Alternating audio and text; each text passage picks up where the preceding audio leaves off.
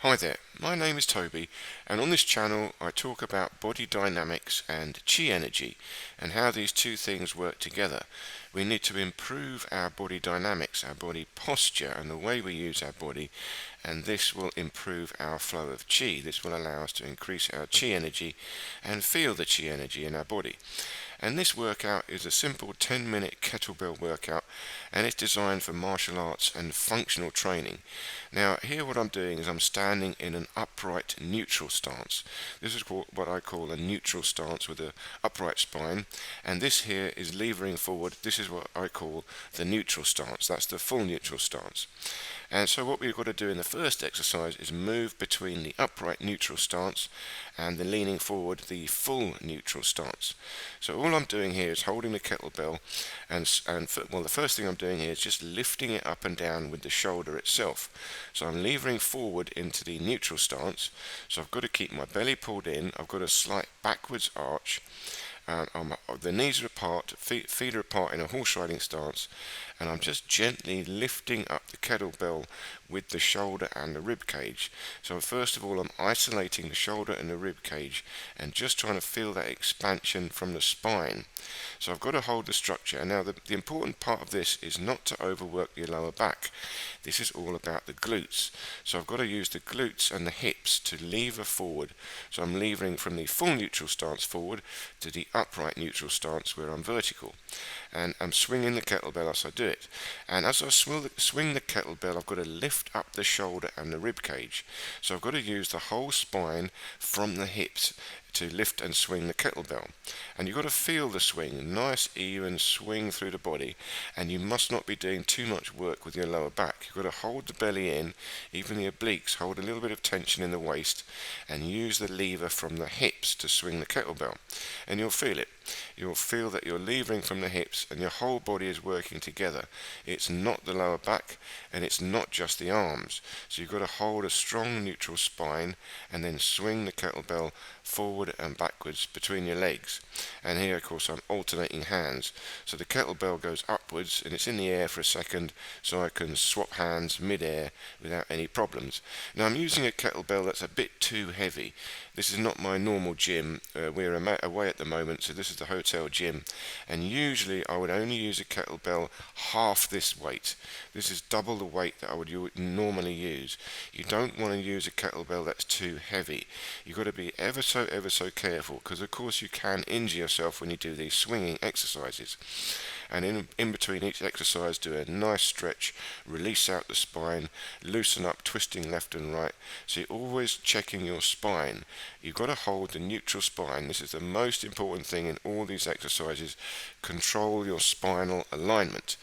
And when the kettlebell swings, you'll feel it. When it swings too far, you've got to allow yourself to lever fully. Just lever fully. Do not fight the swing of the kettlebell. It's when you fight against the swing, you'll feel that's when you can injure your lower back. You've got to feel the swing very carefully and counterbalance the swing with your body. And now we're doing it at the side. So one leg, all the weight is on one leg and the other leg is a bit loose. And I'm leaning to the side a little bit because I don't want to hit the knee. Be very careful you don't hit your own knee. And you can think of this as bowling. You're in a bowling alley and you're throwing the bowling ball down to knock over the pins in the bowling alley. But it's the same business. I've got to lever from the hip joint, lever forward into the forward neutral stance, and lever up to the upright neutral stance. And the work is being done by the hips, the glutes, rising up and down with the knees, lifting up the rib cage and lifting up the shoulder and putting the shoulder backwards a bit. So the whole body is working to create this swing. You've got to be very aware it's not any one place in the body. You've got to feel the whole body working together. And here, same on the other leg. See, the opposite hand is held a bit in the neutral stance, holding it up and in front. And you can see there the kettlebell's a bit too heavy, so I just wobbled a little bit. You've got to feel the balance of the kettlebell. Start nice and slow. You've got to feel the whole alignment of your body, the movement of your body counterbalancing against the kettlebell. And you can see as the kettlebell swings up, I lever backwards. And this means I'm throwing the kettlebell upwards and then catching it on the way down. But as the kettlebell swings down, I've got to lever forward so I don't fight against the kettlebell as it swings back. See there, it swung back a little too much. I wobbled a little bit, but I don't fight it. I don't try and keep that balance. I let myself wobble In other words, I go with the swing. Don't fight against the swing. When you fight against the swing, that's when you can injure your spine. You want to feel the swing. This is all about feeling the movement in your body. And I do a lot of arm swing exercises also. You can see my previous videos where I'm doing arm swing exercises without any weight at all. So this is very, very similar. Swinging the arms, but now with a heavy weight. Well, not too heavy. This one is a little bit too heavy. And here, releasing out, stretch backwards, because there's a lot of work on your shoulder joint, your rib cage and your spine as you do this. So in between each exercise, always make sure you've got no residual tension left, no pain in anywhere in your body. Release it out and then move on to the next one.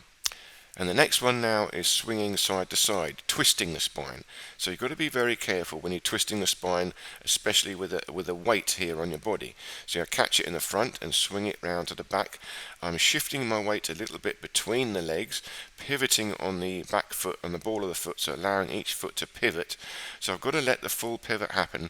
But the most important thing in this exercise is keep the belly in, lift the shoulder up.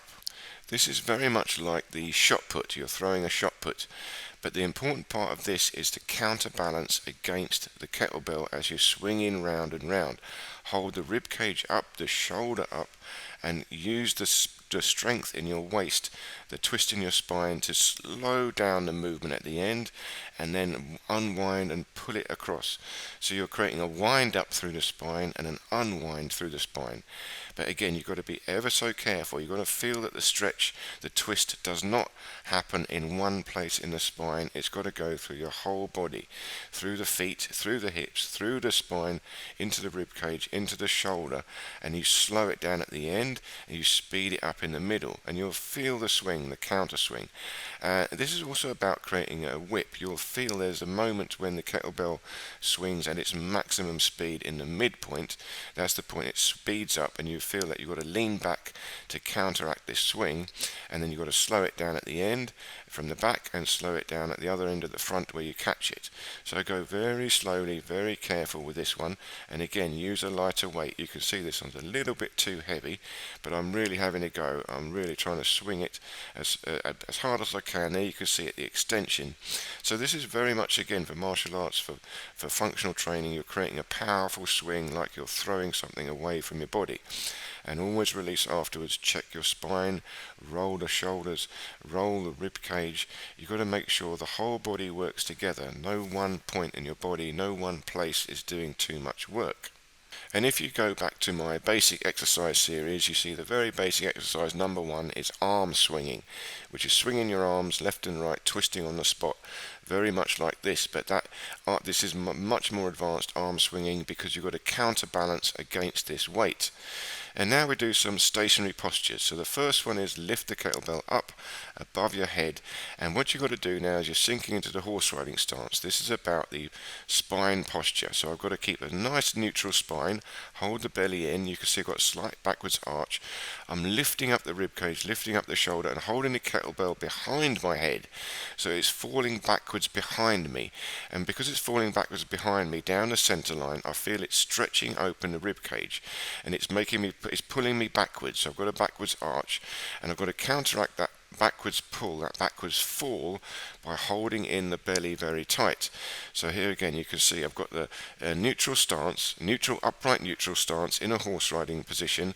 So the hips are projected slightly back, the kettlebell is behind, pulling me backwards, and I'm holding it against that by pulling in the belly tight. Now when you get this right, it feels nice and easy.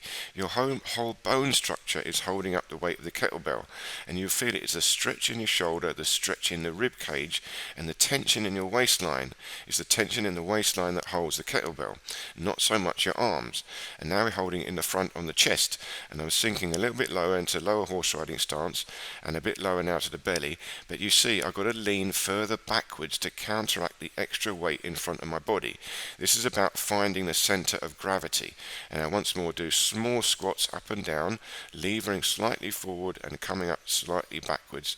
But you see I'm leaning back more than usual because I've got extra weight in the front of my body. And this is how you would lift up a heavy object from the ground.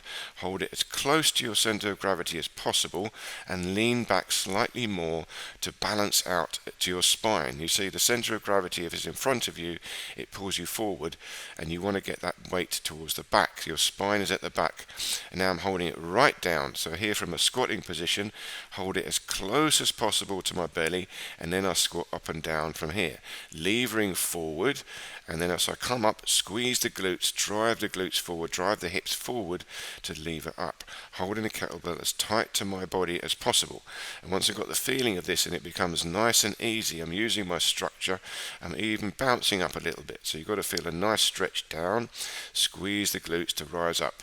And you see, once you've done a few of those and then you squat up and down without the weights, you'll see how easy it is.